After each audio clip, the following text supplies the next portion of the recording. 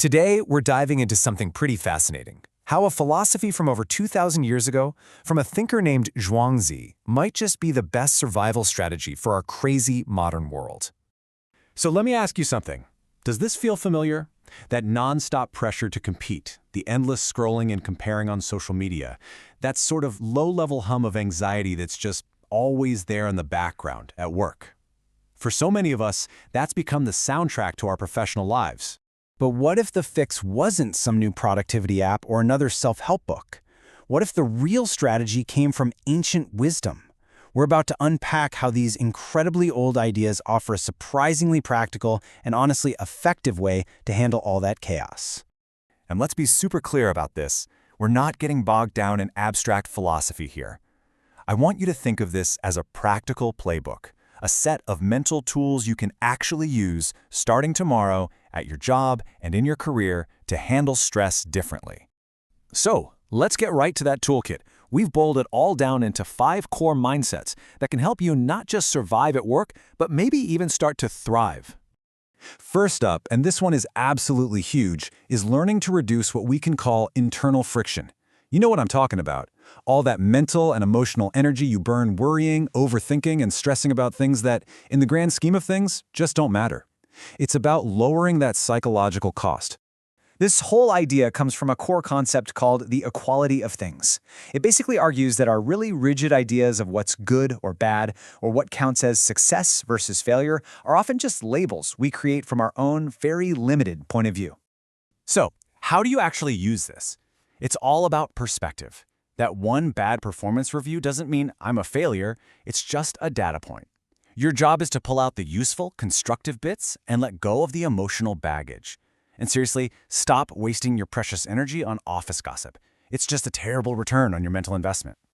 All right, mindset number 2 is all about achieving a state of real mastery in what you do. And there's this fantastic old story about a butcher named Pao Ding that illustrates it perfectly. So the legend goes that Pao Ding was so incredibly skilled that he could carve up oxen for years without ever having to sharpen his knife. How? Well, he wasn't just hacking away. He deeply understood the anatomy, the system, and he moved his knife through the natural gaps. For us, the lesson is powerful. The best people at their jobs aren't always the busiest. They're the ones who understand the system they're in and work with its natural flow, not against it. Okay, on to number 3. Developing a really smart, strategic way of dealing with power, authority, and, the whole office hierarchy. This is a bit of a delicate dance. And that's because it's all about balance, right? If you get too close to the centers of power, you can kind of lose yourself in the politics. But if you stay too far away, you become isolated, and you don't have the resources or influence to get anything done. The trick is to maintain this aware, professional distance. Now, our 4th mindset pushes us to take a hard look at our own ambitions and ask what success really, truly means to us.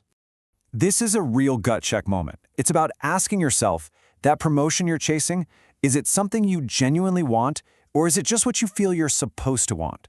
What's more important to you, the fancy title, or the freedom and autonomy to do work you actually care about? You can't achieve your own definition of success until you, define it. And that flows perfectly into our 5th and final mindset, self-preservation.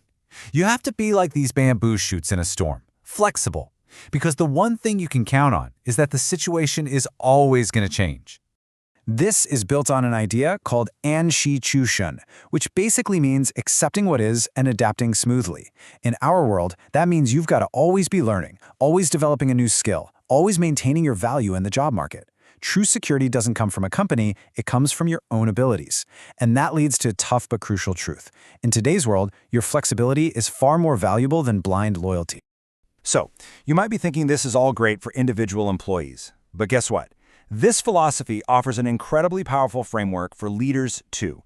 Let's pivot and look at what this means if you're a manager. We're talking about the art of having a high degree of control with a very low level of intervention. Here are the 5 big principles. It's about shifting from control to guidance. It's about seeing your people's natural talents and using them, not trying to force them into a box. It's about staying calm when everyone else is freaking out. It's about using the system's own momentum instead of just applying more pressure. And, maybe most importantly, it's about remembering you are not your job title. And this table here is basically your leadership cheat sheet. Feeling overwhelmed? The answer is Wu Wei, or what you could call effortless action, which you achieve by delegating effectively. Got a tricky team? Don't fight their nature, adapt their roles to their actual strengths. Dealing with emotional drama? Practice mind fasting. Stay objective and stable. And when performance pressure hits, don't just push people harder. Look at the system and figure out how to make it easier for them to win. And this is what it all leads to. This quote just nails it. The truly great leaders, they don't look stressed and frantic. They seem relaxed. Why? Because they've built a system that works without them having to constantly meddle. Their control comes from thoughtful design, not from brute force. Okay, as we start to wrap this up, there's one really important misconception we have to talk about. Sometimes people hear about Taoist philosophy and they think it means just giving up or lying flat, as the term goes. That could not be further from the truth. And if you take away only one thing today, let it be this. This is not a philosophy of apathy. It's a philosophy of engagement, but it's about engaging on your terms. It's about being strategic and efficient and just plain smart about how you move through the world. You see, the goal isn't to escape the challenges of your job or your life. Not at all. The real goal is to build up an inner freedom so that all those external things, the deadlines, the politics, the pressure, they just don't have the power to trap you or dictate how you feel. It's all about this, really. It's about defining your own summit, climbing your own mountain, finding a sense of purpose and achievement that is 100% authentic to you, not something that society just handed to you. So I'll just leave you with that one big question to think about. After hearing about all these ancient strategies for our modern world, what is your true path going to be?